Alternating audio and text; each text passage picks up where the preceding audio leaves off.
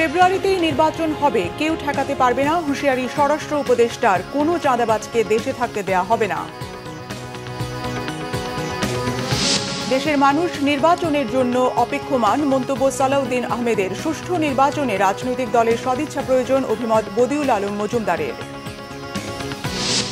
সিলেটের কোম্পানিগঞ্জে পাথর লুটের ঘটনায় 5 জন গ্রেপ্তার। 3 দিনে অভিযানে প্রায় 3.5 লাখ ঘনফুট পাথর জব্দ। আলাস্কায় ট্রাম্প পুতিন 3 ঘণ্টা বৈঠক। ইউক্রেন যুদ্ধ বন্ধে হয়নি কোনো চুক্তি, আলোচনা ফলপ্রসূ, দাবি 2 বিশ্ব নেতার।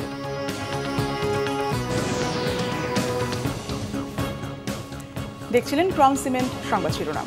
ফেব্রুয়ারিতেই নির্বাচন হবে, কেউ ঠেকাতে পারবে না বলে হুঁশিয়ারি দিয়েছেন স্বরাষ্ট্র উপদেষ্টা জাহাঙ্গীর আলম চৌধুরী। তিনি বলেন, নির্বাচন ঠেকাতে এলে জনগণকে সাথে নিয়ে প্রতিরোধ করা হবে, কোনো চাঁদাবাজ দেশে থাকতে দেয়া হবে না বলেও হুঁশিয়ারি দেন তিনি। বিস্তারিত জানাচ্ছেন জিয়া খান। শনিবার সকালে রাজধানীর মোহাম্মদপুর কৃষি মার্কেটে নিষিদ্ধ পলিথিন উৎপাদন, পরিবহন ও বিপণন রোধে জনসচেতনতামূলক কার্যক্রমে অংশ নেন স্বরাষ্ট্র উপদেষ্টা জাহাঙ্গীর আলম চৌধুরী। এরপর সাংবাদিকদের প্রশ্নের জবাবে স্বরাষ্ট্র উপদেষ্টা বলেন, প্রধান উপদেষ্টার নির্ধারণ করা সময়েই নির্বাচন হবে, কে কি বলল তাতে যায় আসে না। স্যার যেই তারিখে বলছে ওই তারিখে নির্বাচন হবে, যেই মাসে বলছে ওই মাসে নির্বাচন হবে। কে কি বললো ওইটা শোনার আমাদের কোনো দরকার নেই। জনগণ যে শুনতে হবে আমি নির্বাচনের দিকে চলে যাব, কারো কোনো শক্তি নাই নির্বাচন বন্ধ করবে। আরে অনেকে তো অনেক কথা বলবে, যেমন আপনি ভাই একটা প্রশ্ন করবেন, উনি আরেকটা করবে, উনি এক একজনের এক একটা মত থাকবে, কিন্তু জনগণ যে শুনতে হবে কেউ বন্ধ করতে পারবে। চাঁদাবাজি বন্ধে সরকারের কঠোর অবস্থানের কথা আবারও জানান তিনি। কোনো চাঁদাবাজকেই বাংলাদেশে থাকতে দেওয়া হবে না, চাঁদাবাদীদের স্থায়ী বাংলাদেশে হবে না। এটা যে যত বড় চাঁদাবাজি হোক না কেন, তারে আমরা আইনের আওতায় নিয়ে আসবো। কাউকে কোনো রকম চাঁদাবাজে ছাড় দেওয়া হবে না। চাঁদাবাজের উপরে কোনো প্রেশার নাই, যে কোনো চাঁদাবাজ ধরেন পান আমাদের দেখান, সাথে সাথে তারা আমরা আইনের আওতায় নিয়ে আসবো। উপদেষ্টা আসিফ মাহমুদ সজীব ভুইয়ার বিষয়ে আসা নানা অভিযোগ স্বরাষ্ট্র মন্ত্রণালয় তদন্ত করবে কিনা, এমন প্রশ্নের উত্তর এড়িয়ে যান জাহাঙ্গীর আলম চৌধুরী। কার সম্বন্ধে এই যার যার সম্বন্ধে আসে ওই ব্যাপারে আমি এখানে কিছু বলবো না। জিয়া খান, বাংলা ভিশন, ঢাকা।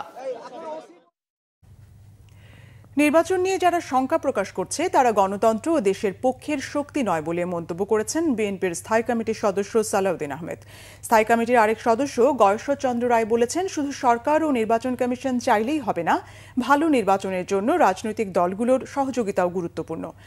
আর ডক্টর মঈন খান বলেছেন, ফেব্রুয়ারি নির্বাচনের মধ্য দিয়ে গণতান্ত্রিক দেশ গঠন করা হবে, যেখানে শহীদদের যথাযোগ্য মর্যাদা দেওয়া হবে। আহমেদ সওদারের রিপোর্ট।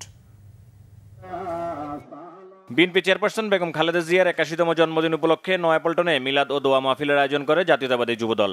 অনুষ্ঠানে বিএনপি স্থায়ী কমিটির সদস্য সালাউদ্দিন আহমেদ বলেন, জীবনের নানা চড়াই উতরাই পেরিয়ে সংগ্রাম করতে করতে আলোর দিশারি হয়ে বেঁচে আছেন বেগম খালেদা জিয়া। বর্তমান সময়েও বেগম খালেদা জিয়া দিক নির্দেশনা দিচ্ছেন উল্লেখ করে তিনি বলেন, আলাপ আলোচনার মধ্য দিয়ে ঐক্যমতের ভিত্তিতে নির্বাচনের জন্য অপেক্ষা করছে গোটা দেশ। নির্বাচন নিয়ে যারা শঙ্কা প্রকাশ করছে তাদের নিয়েও কথা বলেন তিনি। আজকে যারা গণতন্ত্রের বিরুদ্ধে বিভিন্ন রকমের বক্তব্যের মধ্য দিয়ে নির্বাচনের বিষয়ে শঙ্কা প্রকাশ করছে, তারা গণতন্ত্রের পক্ষের শক্তি নয়, তারা বাংলাদেশের মানুষের পক্ষের শক্তি নয়। তারা হয়তো কোনো না কোনো কারণে নিজের কথাগুলো ইনিয়ে বিনিয়ে বলছেন যাতে করে নির্বাচনকে বিলম্বিত করা যায় অথবা বানচাল করা যায়।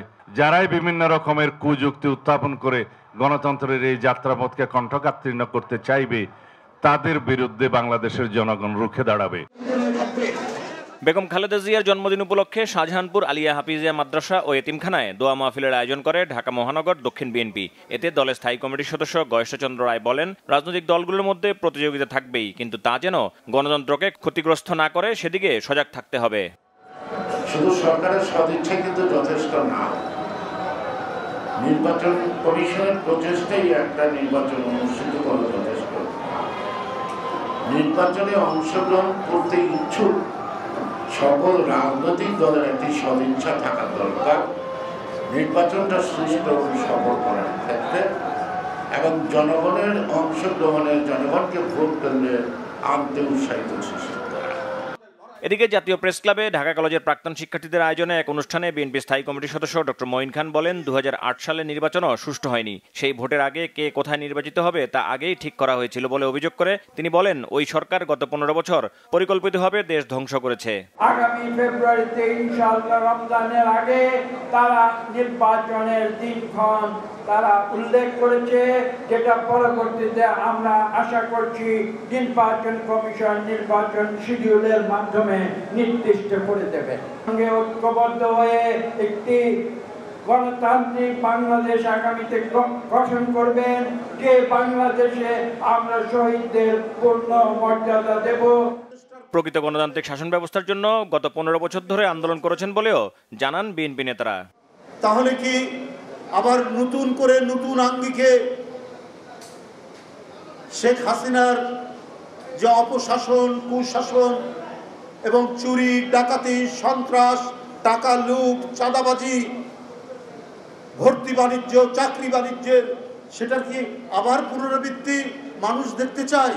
এই জন্য এত প্রায় ১৫০০-এর উপর এই শিশুরা, এই কিশোররা, এই তরুণরা, এই শ্রমিকরা, এই রিক্সাওয়ালারা জীবন দিল। আহমেদ সরওয়ার, বাংলা ভিশন, ঢাকা। নির্বাচন সুষ্ঠু ও গ্রহণযোগ্য হওয়ার ক্ষেত্রে সরকারের পাশাপাশি রাজনৈতিক দলের সদিচ্ছা গুরুত্বপূর্ণ বলে মন্তব্য করেছেন ঐকমত্য কমিশনের সদস্য Badiul Alam Majumdar. Debate for democracy আয়োজিত ছায়া সংসদ বিতর্ক অনুষ্ঠানে একথা বলেন তিনি। বদিউল আলম মজুমদার বলেন, গণতন্ত্র কার্যকর করতে সুষ্ঠু নির্বাচনের পাশাপাশি যোগ্য ব্যক্তিদের নির্বাচিত করতে হবে। এক প্রশ্নের জবাবে বদিউল আলম মজুমদার বলেন, পিআর পদ্ধতি ও গতানুগতিক নির্বাচন দুটিতেই সীমাবদ্ধতা রয়েছে। বিরাট সংখ্যাগরিষ্ঠতা গণতন্ত্রকে বিপাকে ফেলে, তাই মিশ্র প্রক্রিয়া ইতিবাচক।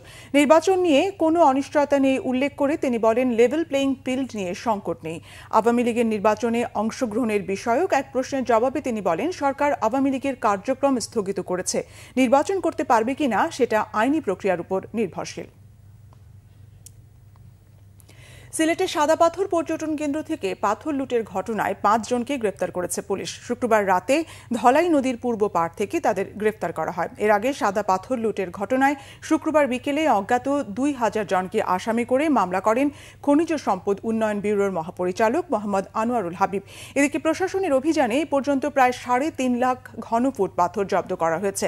এর মধ্যে সিলেটের জৈন্তাপুরের আসামপাড়া এলাকা থেকে ৭,০০০ ঘনফুট পাথর উদ্ধার করা হয়।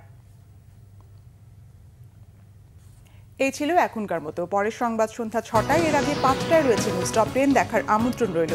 এছাড়া বাংলা ভিশন সংবাদ ও সংবাদ সংশ্লিষ্ট অনুষ্ঠান দেখতে ভিজিট করুন www.bvnews24.com ও facebook.com/banglavishannews এবং সাবস্ক্রাইব করুন youtube.com/banglavishannews। ধন্যবাদ।